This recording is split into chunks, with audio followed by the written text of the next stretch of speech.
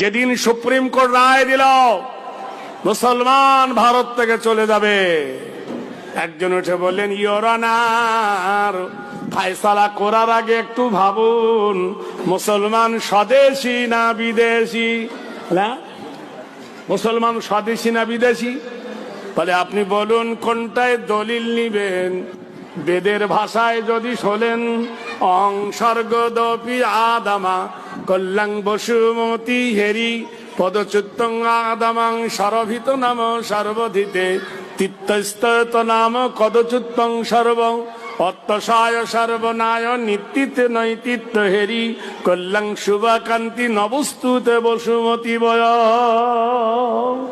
তোমার বেদ বলে দিয়েছে এই পৃথিবীর প্রথম যিনি মানুষ তার নাম হলো আদম, লাইসেন্স প্রাপ্ত মহামানব, জান্নাতে থাকা মানুষ। সেই আদমকে আল্লাহ জমিনে নামিয়ে দিলেন ভারতের মাটিতে। এই আদমের মাটি হলো ভারত। প্রথম যার পা ছুঁড়ল ভারতে।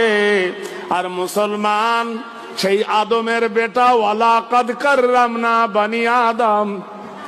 মুসলমানেরা হলো আদমের বেটা।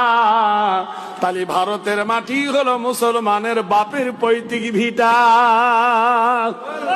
জোরে, জোরে বলুন।